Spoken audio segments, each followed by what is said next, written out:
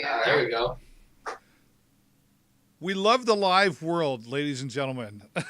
Guess what? You're going to get an extra 20,000 minutes out of us because we're late. But this is one of the great things about doing live, and that's what we're here to talk about tonight. Hello, everybody. David Burrows here from the show on Facebook. If those of you who follow me over here know I've stepped into the esports and gaming and entrepreneurship world. This is Twitch Talk. This is our second episode. We don't expect everything to go perfect. That's what we call live. But here tonight, we've got some folks from different parts of the planet or different corners of the world, if you will. We're going to talk about, the Twitch world, but we want to talk about all the things I mentioned earlier. This really opens up a conversation to many age demographics, many different types of personalities. There's a lot of people who are in this world that we're talking about. And, that's second episode here tonight. We're going to go over to Reaper and say hello. How you doing, Reaper? I'm doing pretty good, man. How you doing? I'm doing fantastic. Thanks for being here, everybody. And I think it's really important that you folks are here. And here's what I'm going to say to you. I'm 49 years old. Obviously, you folks are much younger than me. But there's a generation change that's going on, not just in playing video games. I played video games when I was younger. When I was, way back a long time ago, and even into the 80s and stuff. But now we're looking at this world as a career, you can go to school for this, you can learn marketing, you can do all this stuff. And, were you guys born into this generation of this type of thing? Like this, there's a whole different kind of thinking going on here, right? Reaper, respond to that first, and then please go around and introduce all our guests. Well, in today's society, it has changed because I came into the video game genre playing the original Doom on a old system, and also playing on an old Texas Instruments T800. Oh my God, I had a TI 99 4A. Yeah. So, my mom used to work for Texas Instruments, so that's where I started in the whole gaming thing. Okay. Sierra, who you can see right here, she is 27, so couple age difference there. But it's just one of those things.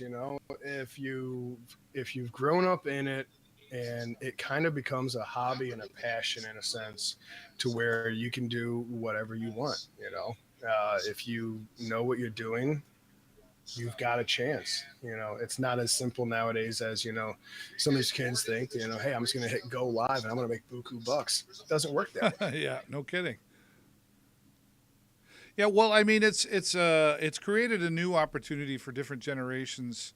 Like I say, in my generation, it used to be you go to school, get good grades, maybe you became a fireman or a process operator or whatever. And I know even here, being involved with the college here, having the esports and entrepreneurship program, we say, oh, what's your son taking? Oh, esports. And basket weaving. But there's really so much more to that, right? And I think, Twitch has really obviously been a leader in the video gaming as far as live streaming platform. But then they've opened up the door to, well, honestly, folks like myself who do talk shows.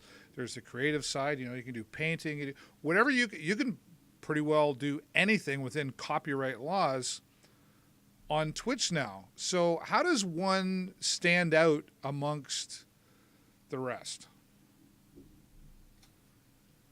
Well, that is probably one of the trickiest things to do on Twitch, is because there are a few steps you have to focus and realize when creating a Twitch channel.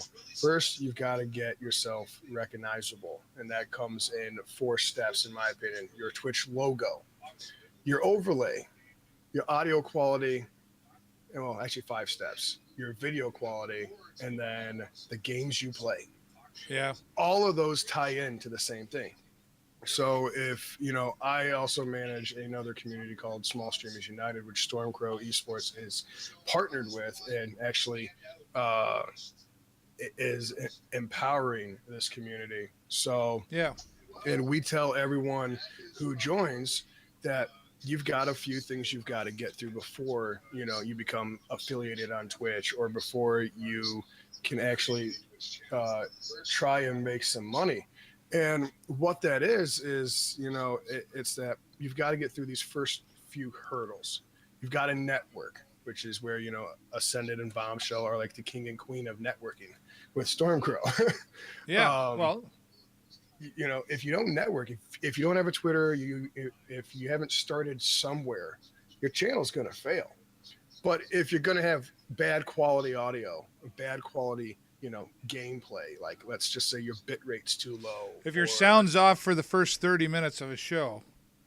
Well, that's technical difficulties. That's different than actually just coming out and being like, well, you're trying to stream a whole stream at some low resolution, which for everyone else, maybe if you're on a cell phone, it's one thing, it's crisp and clean, but if you're on a desktop, it's just pixelated. And that's where, we all come in. So is it fair to say then, and, everybody else, I want you to jump in here and talk with us. You got to treat this like a business. If you treat it like a hobby, make hobby money, right? But treat it like a business, and this is an opportunity. I mean, I think everybody who goes live on Twitch or anywhere on YouTube or wherever says, I would love to do this full time.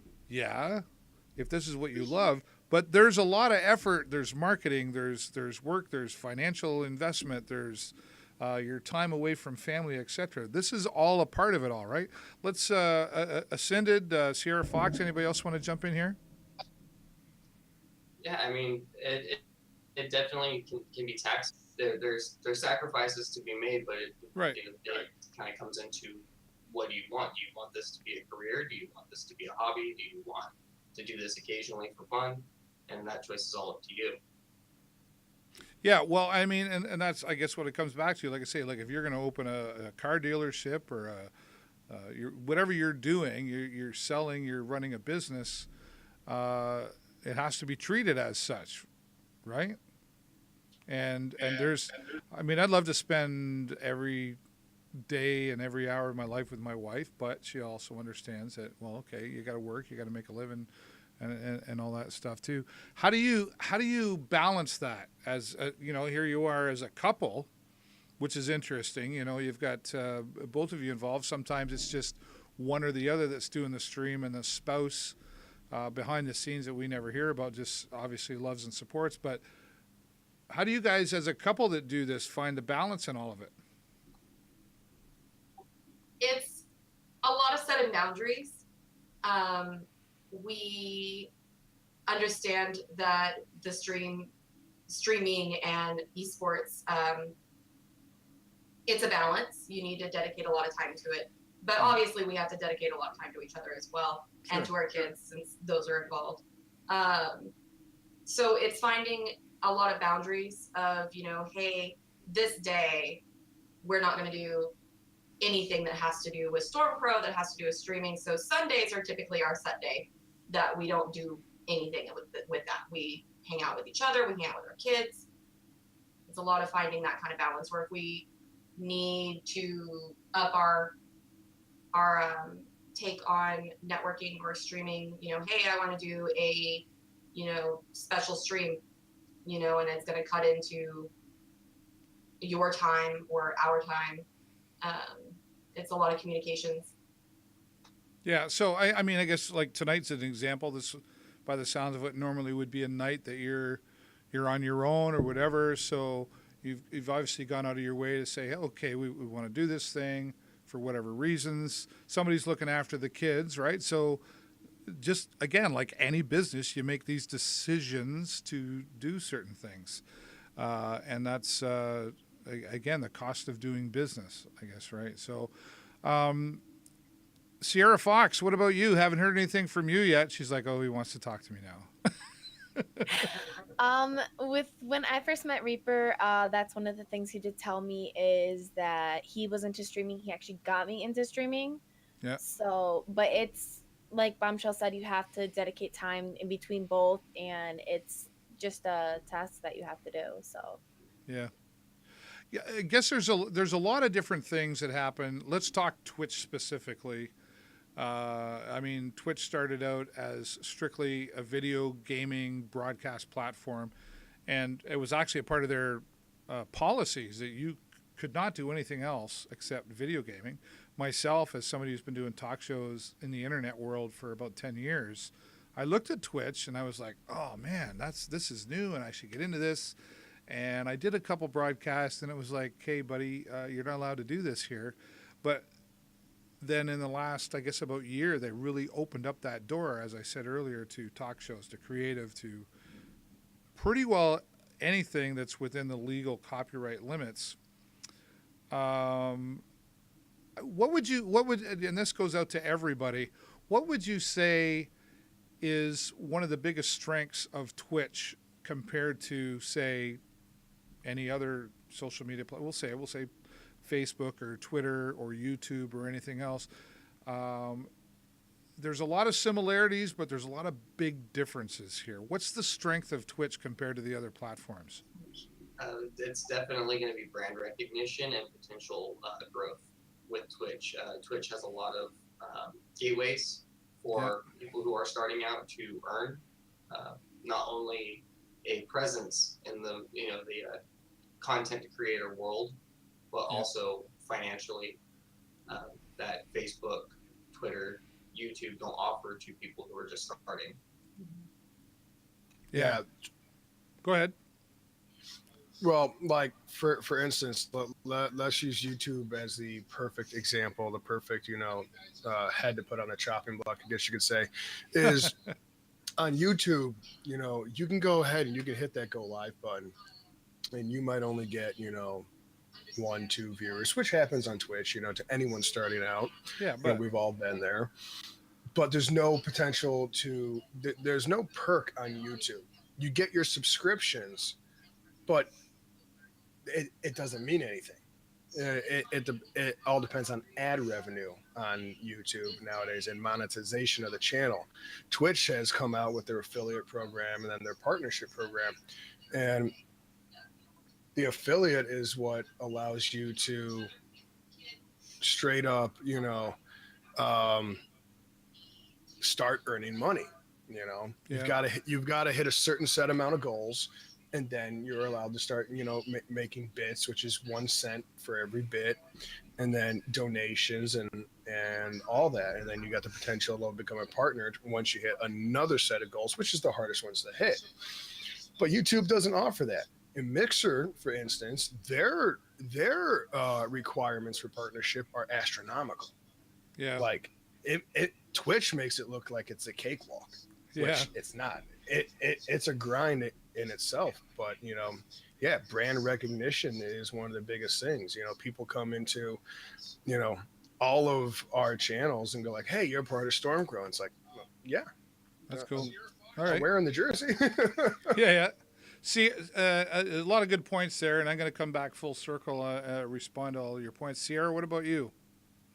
I just started actually streaming back in November of last year, so I'm still all new to the streaming industry. Okay. But out of all the other platforms, YouTube and that stuff, I do like Twitch the best. So. Okay, so you we'll call you a new streamer then, right? Did you take a look at all the different platforms like Facebook and YouTube and Mixer and Twitch, like all those ones? And especially now we look at Facebook, and I know typically your age groups are probably not on Facebook as much, or what I always hear anyway is, I have a Facebook account. I use that once in a while to communicate with certain people, but for the most part, I'm Instagram, I'm Twitch, I'm Twitter, I'm whatever. But Facebook's jumping into the game really hard, right? And encouraging a lot of people. So what was it, your age, or what was it that you looked at all this and you said, Twitch is where I want to be, or where I need to be? For me, it seemed like Twitch had a better set of goals in order to reach certain things. Yep. When I look at Mixer, I've spoken to numerous people on Mixer, and they say it's only one goal that you have to reach. With Twitch, there's like numerous achievements that you have to reach, and every single time I reach that achievement, I get so excited. It makes me happy to know that I'm actually reaching those achievements. Yeah. I'm glad you said it that way because so I'm 49 years old. So like I said, I outweigh all of you guys probably as far as age goes. But when we talk about that as a demographic, I was in high school in the 80s and, video games were Pac-Man and it was a big machine. Like there's a lot of the gaming world's been around a long time, but there's a lot of different things to look at. But one of the things I noticed as someone who's been doing talk shows on Facebook for 10 years and radio and everything else, when I got into the Twitch world, one of the things I really noticed about it was, and Sierra, you just really pointed this out, was achievements. Twitch is kind of like a video game, isn't it?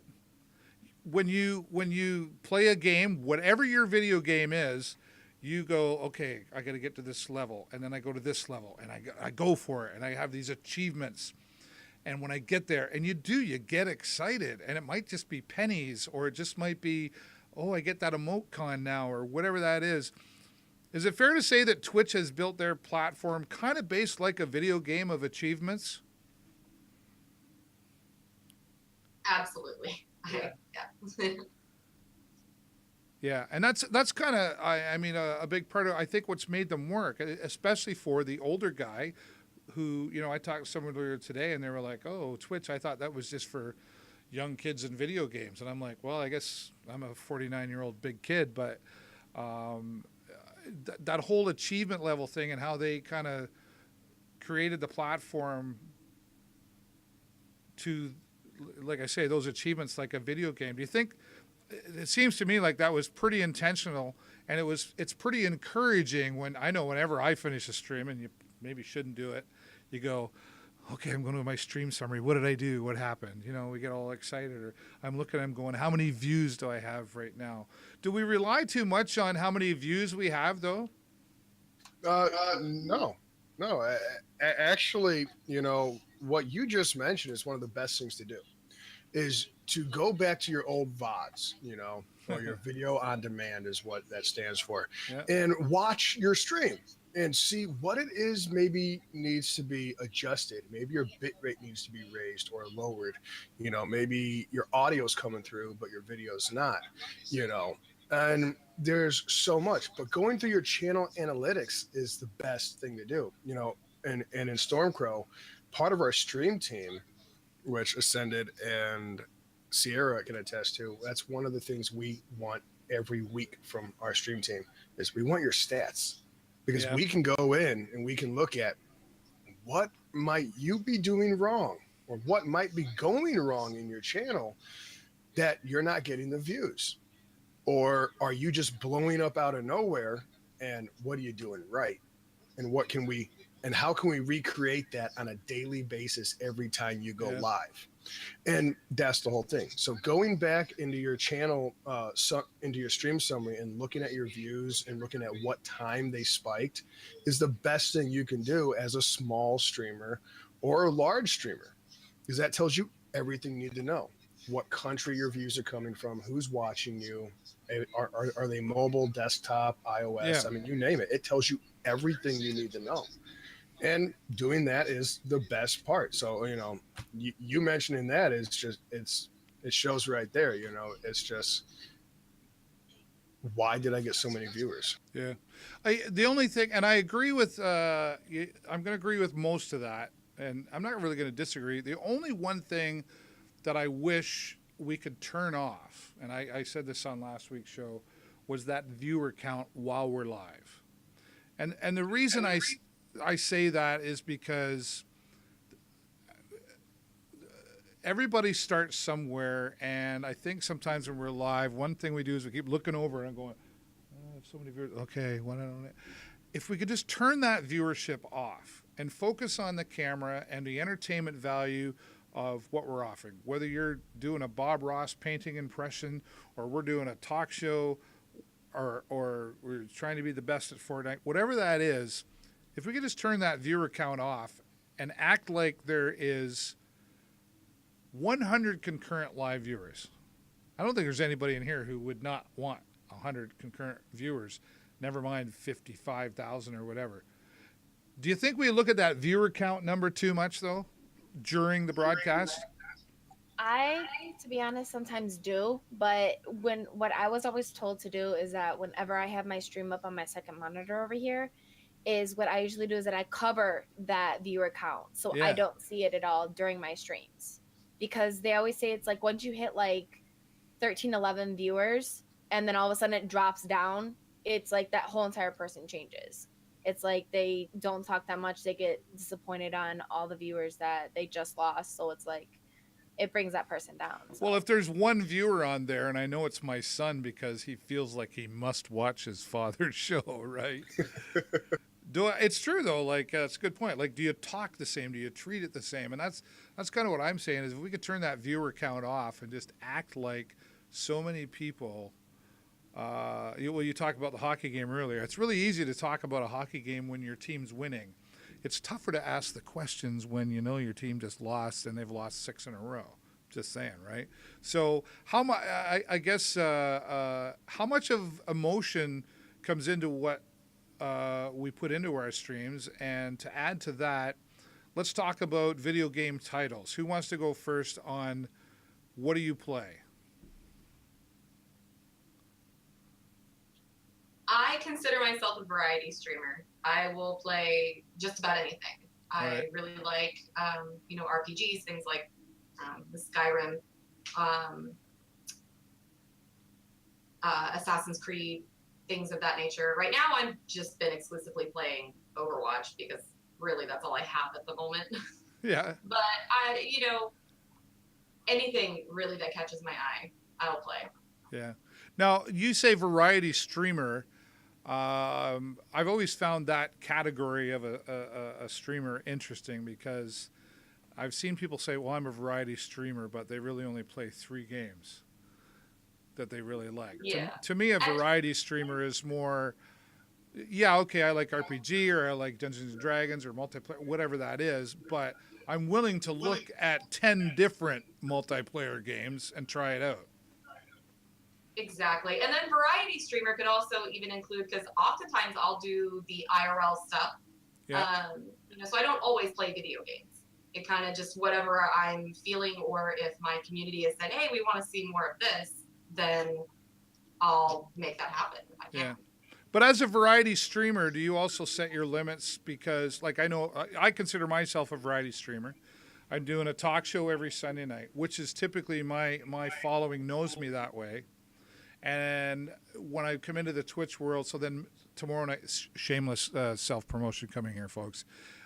So tomorrow night, my son and I, who's 18, we do a thing called Father versus Son. And he loves Fortnite and he loves this and that. So we play against each other, and it's always the kind of, you always want to beat your dad at checkers. When I was a kid, he wants to, and he typically kicks my ass, just so you know. But then there's that once in a while where I get in on him and I took him out. But what I've found recently with the father versus son thing is I've introduced him to a couple games he's never heard of. And now he's made that his primary game playing, right? And then Tuesday nights I do Marbles on Stream and Jackbox. So to me, a variety streamer, like I said, is you're willing to do whatever you can.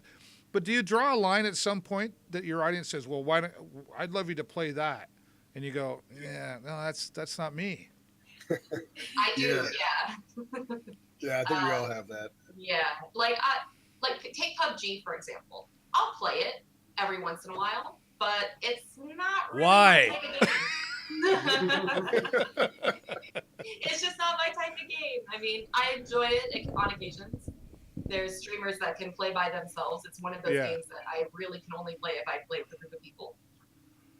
So it's kind of, if I don't have a group to play with, then I'm not enjoying myself, and that comes through in the stream. So there's games that, I say, no, not really. I don't want to play that.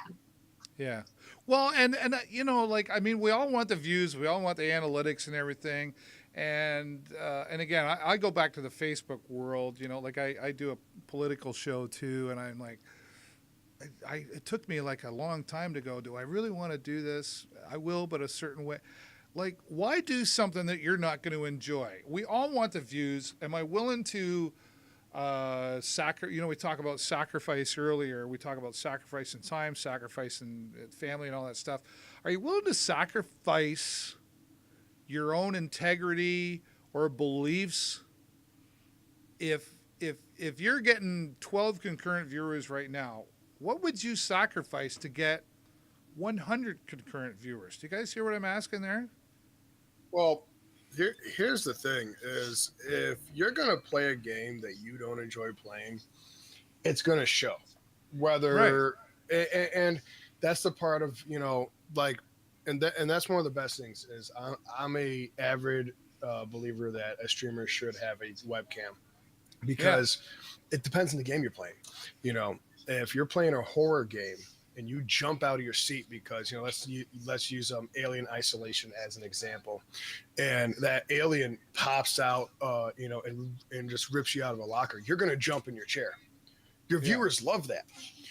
But one of the honestly, no, I'm not going to play a game I don't find entertaining just to get the viewers. And that's because I know the genre of games that I enjoy, whether it be World of Warships, PUBG, like Bombshell said. You play World of Warships? I do. That's one of my most followed games. Now, actually. okay, so wait a minute now. Okay, so you're saying, and I'm saying I love World of Warships, and then we got the couple down here who are giggling at us. I play World of Warships too. Oh, you do? Actually got me into it. Really? Yes. Okay, so... All right, I think we're becoming friends here. So let me ask this question. Can I go around the room and ask everybody's age? And this is just for survey purposes. So Reaper, how old are you? 31. Okay. And then we go over to Sierra. I just turned 27 October 4th. Okay. And the couple? We're both 25. Yeah. See, I asked that question for a reason. I think there is that kind of label. Well, I said it earlier. I talked to friends of mine. They're like, "Oh, you going to do what?" I'm like, "Well, I got a new show." They're like, "Well, you already do 3 shows." I'm like, "Yeah, but I'm doing this thing on Twitch." And they're like, "What's Twitch?" So now I got to have this whole conversation on what I'm doing. And they were like, "So you're going to play video games?" And I'm like, "Well, no, not tonight. I do that Monday and Tuesday night." And they're like, "What?" So this whole conversation happens. They're like, "You do what?" And they're like, I thought that was for kids. And when I say kids, like a couple of you in this room, 3 of you in this room, I do call kids. I don't mean that insultingly. I'm 49. So to me, and I'm going to be teaching at our local college and stuff, like to me, those are kids. But there's still that perception out there, and perception becomes reality to a lot of people of, oh, they're playing video games and they're making money at it. It's like, well, not everybody's making money at it. But I think what's happening here in this world, and I'm not even just talking in the Twitch world or the gaming or esports world, I think your generation, the younger generation, you have more opportunity, whether it's video games or whatever, to make a living and a career out of doing what you love. It's really more about that. I think my age group that I hang around with is 25 to 65. That's just who David Burrows is. But do you guys feel that way as I have an opportunity to do whatever I want? And if it's not video gaming, if it's whatever, do you feel that in your generation that I have all this opportunity to do what I want to do, and I don't have to do that typical 40-hour-a-week thing? Yeah. No, Yes. definitely. Yeah. So what? Let's go around the room on this then. What was it that attracted you to? I'm not even saying Twitch, just the video gaming world. Like, what said, "Boy, that's really kind of cool," or I just think I can make it. Like, Reaper, let's start with you and let's go around the table here. Well, for me, it wasn't until high school for me that I really got into gaming. Up until high school, I was that, outdoors, climbing trees, riding my bike around, playing baseball, football, you name it. You can make a living at all that too. Yeah. No, well, I mean, if you're good enough. But but the good thing about video games is it doesn't matter if you're good. Some people love watching the potato. They love watching the person. I'm still not getting that one, but I'm with you. The potato is the noob, the bad player. I know. And it's video games nowadays. Now that Twitch exists and Mixer and YouTube and all these other platforms that are coming out with, I think Steam's coming out with their own now. Yep. And it's opening the door for, I'd say, the new generations and the old generations to define old.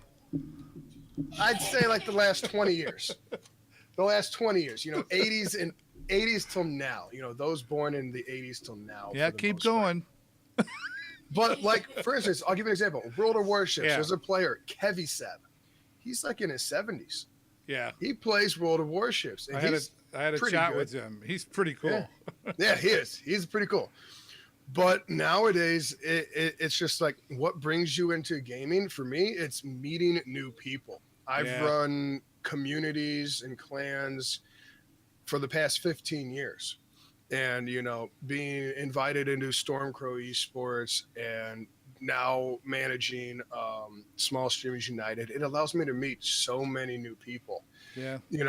Like going to Twitch meetups. There's one here in Chicago coming up. And it's just, it's so much fun to go to something, that might have 400 to 500 people there, and meeting all these other Twitch streamers, video game players. Not all of them are even streamers. They're just there to meet people. Well, there's the streamer. And there's a good point, too, that, we talk about, let's talk about Fortnite. Why not? Okay, so they're Ninja, okay, and whatever. But to go into that world, you don't have to be great at Fortnite. You have to be, whatever you're picking, I think you just got to be an entertainer and be sincere about what you're doing as well. And a couple of the other points you brought up there that I think we could all agree without having the whole discussion is the networking side of things, meeting people and having fun. I'm not great at Fortnite. I play Black Squad, World of Warships, Ring of Elysium. I don't know if you have heard of that one yet, but it's an awesome one. And I just have a really good time. And I'm well known in my local community here. People say to me, Burroughs, you're like the oldest teenager in Sarnia. And I'm like, yeah, but I get paid, and I'm having a really good time.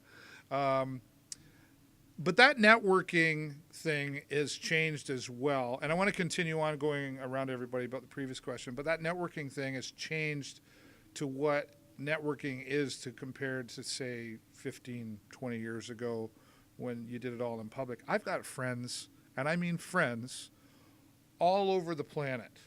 And, tonight we're all talking here for the first time. My hope is we network, we stay in touch, and we'll talk, and we'll become friends. And my wife and I and my son are going to go on a trip in December, and I'm meeting some people along the way in Cincinnati and all over that I'm going to meet in person, and we're going to become friends. Sierra, over to you now to continue on this conversation. What was it that attracted you, besides having a whole bunch of fun, into the gaming world? The first game that I ever started playing on PC was actually Sims. Oh, wow. And I stopped playing that game for a long time, and then I met Reaper. He got me introduced to it. The first game that actually brought me in was PUBG, but I got so upset. I was actually the bullet sponge in that game. I would always get hit. Sure you can play. Bang. Yep. I was always the bullet sponge in that game. Never played poker before. Sit down. Yeah, I got you. Yeah, but the other game that was just released a while ago, I think it was last year, was Subnautica. It's a underwater survival game. So basically, I had people coming into my stream helping me, and it's like certain things jump out and spook you, and it just gets me all the time. Sounds like a good Halloween game. Yeah. So, have you met a lot of people then, Sierra, through this whole gaming thing? Yes, I actually have. We actually met.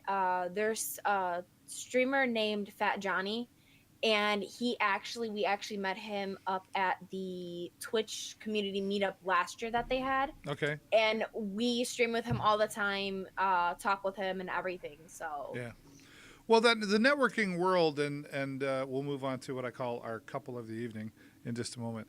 The networking world. Well, for example, so we're here tonight because I met Punch Panda, because I picked up on Black Squad, because I thought, why do I want to play Fortnite? I play Fortnite because my 18-year-old son says, "Hey, Dad, let's play this cool game," and I get it. I have fun. Don't get me wrong. And I'm the guy. I don't mind being the sponge, the bullet sponge or whatever. Kill me all you want. I'm having a good time. But then I started going, well, if I want to get noticed, I don't really stand a chance being noticed in Fortnite because there's a billion zillion people playing. But then Black Squad comes along, and I go, I might be the guy that only has 4 concurrent viewers, but the guy ahead of me who's first place only has 13. So I'm actually standing a pretty good chance of being noticed because of the numbers. There's a lot of numbers game that goes on there. But to go back to my point too, I met this guy and I met this guy. We did a show and I had this and da-da-da. And then Reaper reaches out because he saw that show. And then I'm like, yeah, you sound cool and whatever. And you got good things going on. And who do you want to invite? And here we are tonight, right? And it's all because of that little trickle that started in the pond that ripples off. And here we are tonight. And I think to me, like I say, I didn't have to step into the Twitch world because I was already been doing well and have a following on different platforms.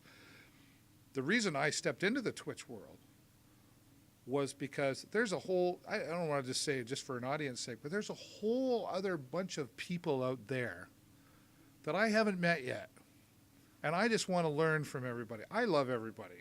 You guys will get to know me, to know that, wow, he just does positive stuff. But I want to know what you're all about because I don't know much. There's a whole bunch of people that know more than me. And that's what I want to take that all in from. So let's go over to, I'm just teasing you guys when I say our couple of the evening. But really you are. What was it for you guys? Because this is really different for you guys. As a couple, we kind of talked about earlier, you had to make this decision to do this together. What was it that brought you into the gaming and then the Twitch world compared to any other platform? For me, I started gaming as a kid. It's funny that you brought up Pac-Man earlier. Growing up, we had a big Pac-Man machine set up in our living room, and I would play that for hours. Yeah. My best friend and I, we would stay up until 2, 3, 4 o'clock in the morning on weekends. Hardly sleep, hardly eat. We'd be playing Legend of Zelda, Dance Dance Revolution was big at that time, so we'd do that and then wear ourselves out. And then I kind of, stopped playing for a long time. And then he brought up Twitch. I didn't even know it was a thing. I had no idea what it was. And he was like, hey, these people play video games and they make money off of it. And I'm like, really? They do what now? Like, really? And it kind of started from there. At the time, I was a stay-at-home mom. We had just moved. I wasn't really doing anything. I was a busybody before that, a workaholic. Right. And I needed something extra to do. So he suggested, why don't you try it?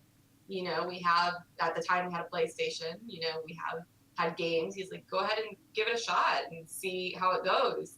Give you something to do other than stare at the wall and talk to cats like a maniac. Yeah. Well, it's interesting you kind of said there, they do what? I mean, you can get paid for doing this, right? There's certainly, and I'm looking in our chat here. I want to just acknowledge some people there. They're saying, Fire Marshal saying, I'm that potato, try hard as hell, and then there's people, it's always about, Fire Marshal also said, it's always about the friends made.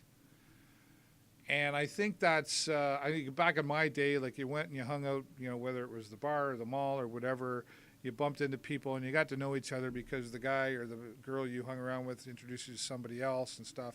And that's awesome. But here we are having this conversation because not necessarily of somebody we knew, but because of somebody we didn't know. You know, that got us to that next person and that knowing.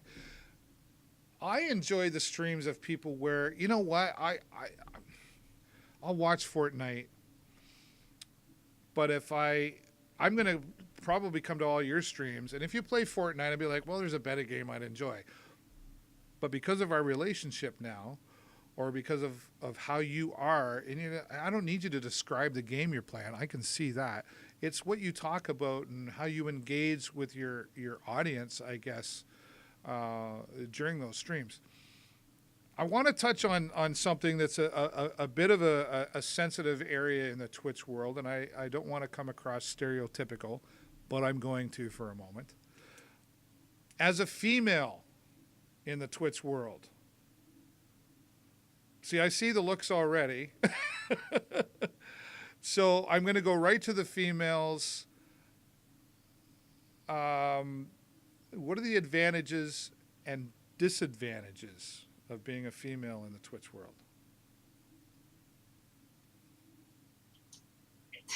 It's a hard question to answer because the advantages, I'm not going to deny that females, women, whoever, they get easy views for the most part.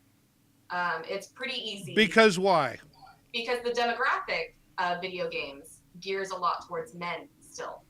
It's changing, but not at a fast pace. There's still a lot of people out there that are like, video games aren't for girls. And Twitch, also is on the creative side, so that helps a little bit. But yeah. women play video games too. It's a thing. So the advantage, if you want to call it that, is it's easy to get started. But it also comes with its setbacks because you get subjected to harassment quite a lot. Yeah. And that can be really hard to deal with.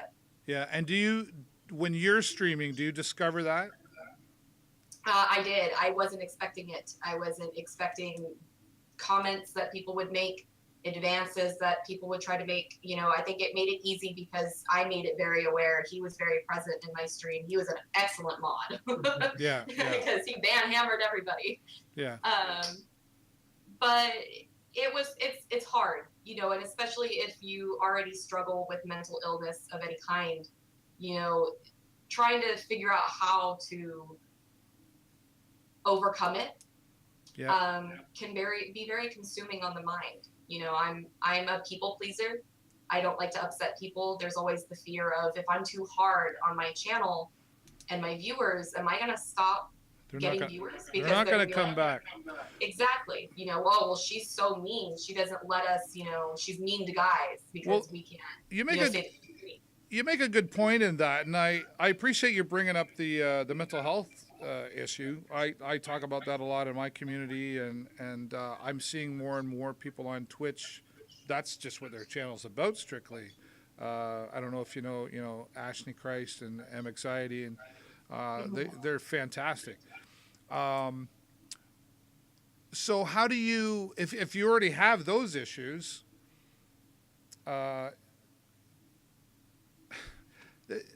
it's difficult, right? Because without having those issues you talked about, I mean, just guys in general sometimes just, oh, well, she's really pretty. I like what she's wearing, so I'll go by and watch her. And don't really care what game you're playing. And you talk about, well, I've always said I would sooner have a fan than a follower. We all want to go, I want the follower. I want the numbers. I got, I don't know, 306 people following me, but I probably only got about 50 fans. I would sooner have the fans than the followers, right? Exactly. That's my thought. Sierra, what's your thought on? Do you echo anything that is being said there? Yeah, I definitely echo what Bombshell says. The advantage is, like, for me, when I first started playing World of Warships, for example, I had a lot of people hop into my stream and they're like, oh, it's a girl playing. They were just shocked that because most girls, so it's hard to find girls that play World of Warships. So it's like a shock whenever they hop into my channel and say, oh, she's playing this. This is basically a guy's game. Right. So it's like throws them off. But yeah, like the disadvantage of it is I have numerous trolls coming into my channel saying different things to me, even when my husband's in the room sleeping. Right. It happens all the time. My mods that I have in my channel are great. They ban people. They tell people, hey, cut it out. Right. So it's like they help a lot. So that's as young women, young attractive women. I just say that, complimentary. That's how you handle that, though, is you have the mods, and if the husband or the boyfriend isn't around, you've got people that you know, like, and trust to handle that for you, because you got to focus on your stream, right? And you kind of got to ignore that kind of troll stuff, don't you?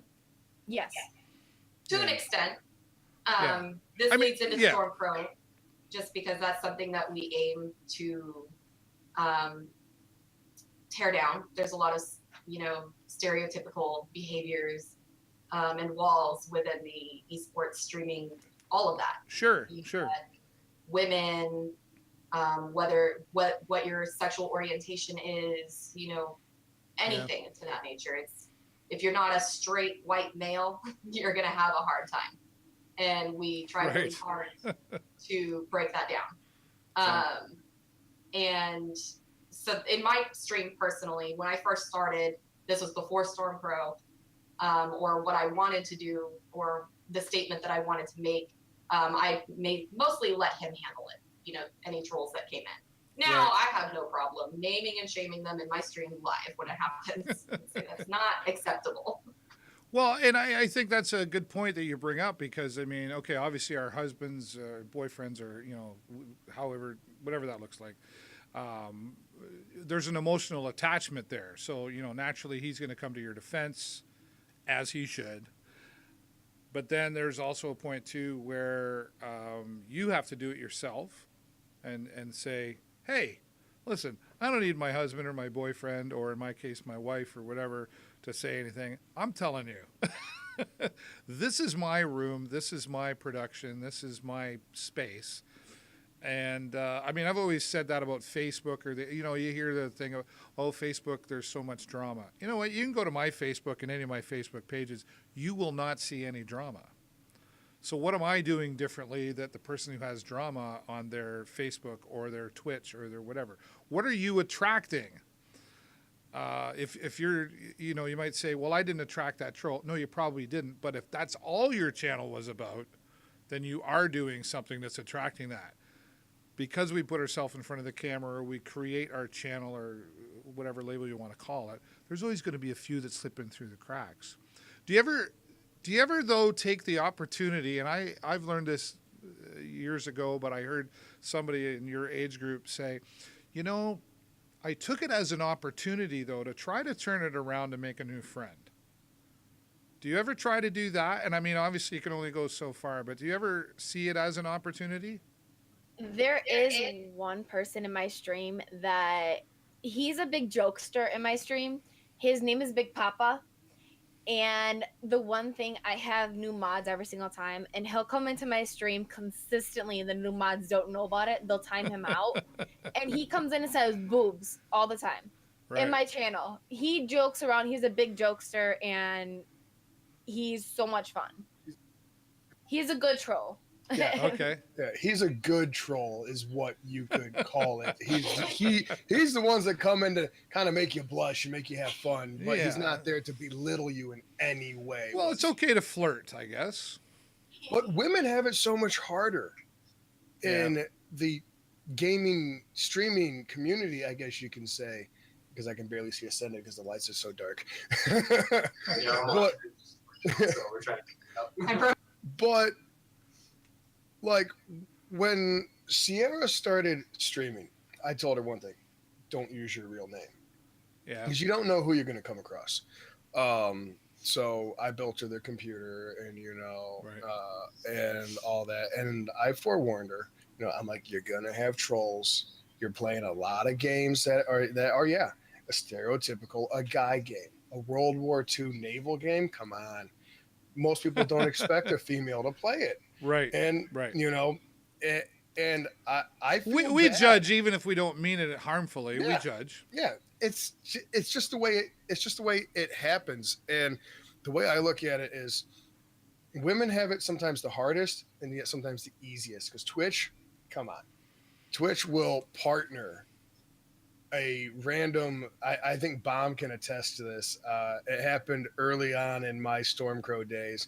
Someone just came to Twitch on day one, and I forgot what they were doing. It was just something kind of stupid, and was instantly partnered the same day. Some female did it, and I'm just like, are you serious? You got everyone else out here, you busting your butt. Were you a little jealous? Well, like for instance, I put a lot of money into my stream. Yeah, no, I get my it. logos, my intro video. Well, it'd be like if you went to college and worked hard and studied, and the people behind you were cheating on a test. Mm-hmm. But, you kind of go, really? Yeah. So it's kind of a 50-50 when it comes to the female side of streaming. Do they have it hard? Yeah, they've got it a lot harder than the guys do. I think so. But do they kind of, depending on the person, get some shortcuts thrown their way per Twitch? Yes. And Bombshell can definitely attest to that, because we've seen it, and it's a very diverse community streaming. Yeah. Well, let's talk about that. We're close to wrapping up here. This has been a great conversation. I've really enjoyed this here. But let's talk real quickly about StormCrow Esports, and like Bombshell mentioned, that's kind of a part of what StormCrow is about, is fairness between broadcasters and the small streamers united. So I'd like to go back around the table here one more time. Bombshell, and let's start with you. Well, I've already talked a little bit about StormCrow and what we stood for. We're relatively new. Yep. What was it? March? Was it March that we started? February that we started this whole thing. But we had been talking about it for months, and it kind of came down to, this was after I had started my streaming career. Right. And we kind of talked about what we wanted to do for the community. Initially we intended it just to be for esports, because at the time there wasn't any females in, or anything like that. Not just females, but just anyone that wasn't a white straight male, or just a straight male in esports, in competitive gaming. Right. Overwatch was pretty big at that time, and we wanted to open up a way for people to come in and have the opportunity. But then we've extended to streaming, and want to do the same thing. Okay. Right. It started as a hey, let's, we want to do this. Let's see, we know there's other people out there who want to do this that wouldn't normally get given a chance because of certain things, whether it be, maybe their current skill rating in a game or their current viewership, but we see the potential in them and we know that they can be great. Sure. Well, let's be the ones to give them that chance. Yeah. So let's be equal and give an opportunity. But not everybody's going to be number one at it, but at least there's the opportunity here, right? Exactly. Yeah. Okay. Sierra, what about you? For SSU, what had happened is I joined SSU in the beginning, and it was just like a small community, and very outgoing, very supportive community. They loved helping people. They actually got me affiliated with Twitch. Nice. So it's really cool community and that stuff. I love it. We just got the support side back up and running. We're getting new people every day, and it's just, everyone loves helping everyone. They jump in everyone's stream. They're very supportive. Even the StormCrow Esports side, we try to help out each other as well. Like, we check the stats and that stuff to make sure that if something's dropping in their stats, like, what can we do to help them? What do they need? Is it something that they're missing? Is it something like the volume and that stuff. So again, good collaboration and positive support, because it can be scary if you go, well, I really want to. I always wonder how many people are not streaming on Twitch yet that really want to. What are we missing because they're not?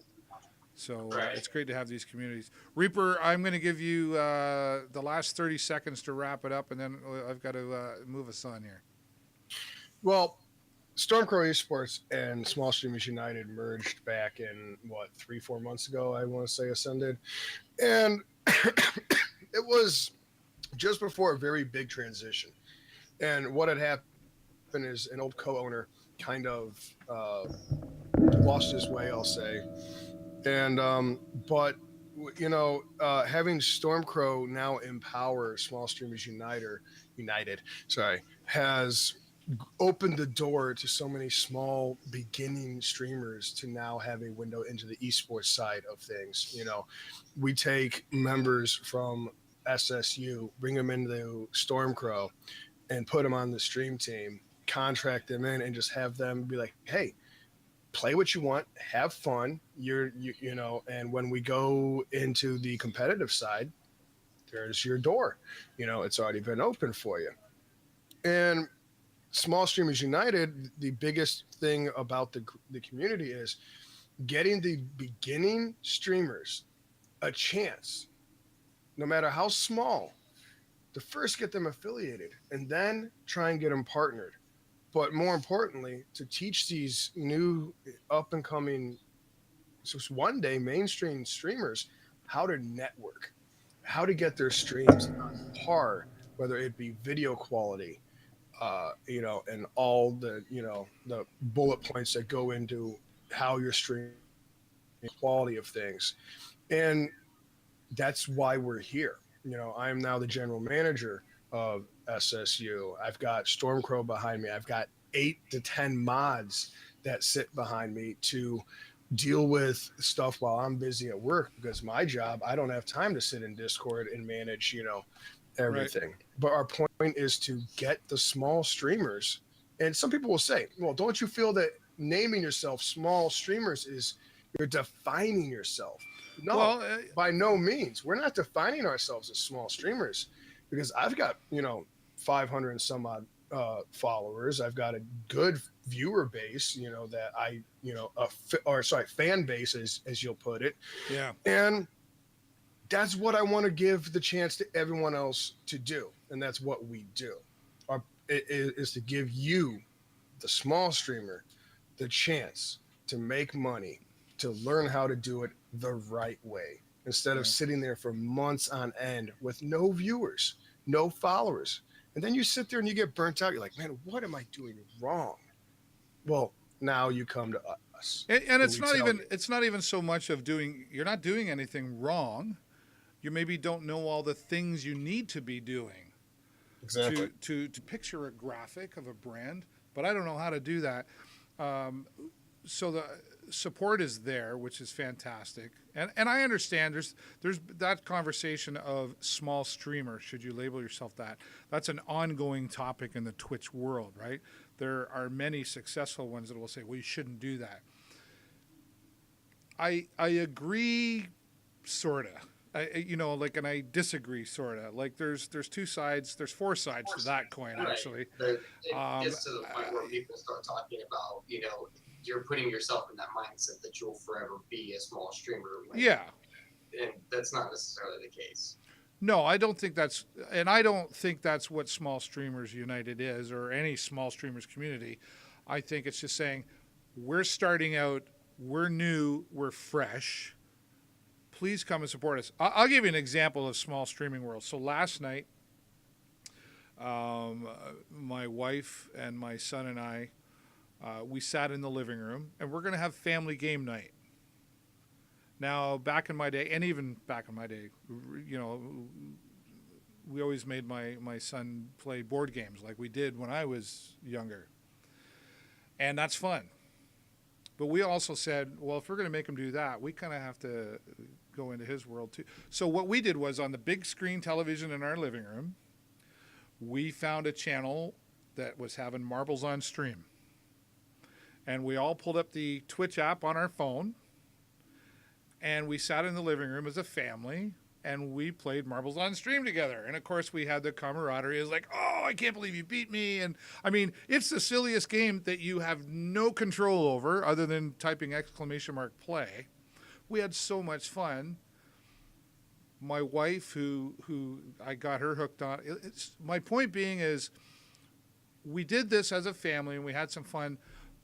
But instead of going to the streamer that had 100 concurrent viewers playing marbles on stream, we scrolled down and we went to the one that had anywhere from 2 to 10. Yeah, right. I do that. I will go to a game and I will scroll through all the way to the bottom of the list and then jump in and start talking. Yeah, and we found the one that kind of had like 3. So then there's 3 of us, so that made 6, and then him made the 7, which qualifies the race, right, and all that stuff. And we engaged and we said, we're having family fun night and we're playing in your stream. We just made this person's world. They were just like, cool, you came to, wow. And, you know, he kind of sat up a little taller in his chair when he was broadcasting. And there was an impact here, right? And, you know, you talked a lot. Everybody talked a lot. The conversation's been great tonight. But the one common thing that I've heard in all of this conversation is community. How do we, you know, like, can't we all just get along? Can't we all just be together?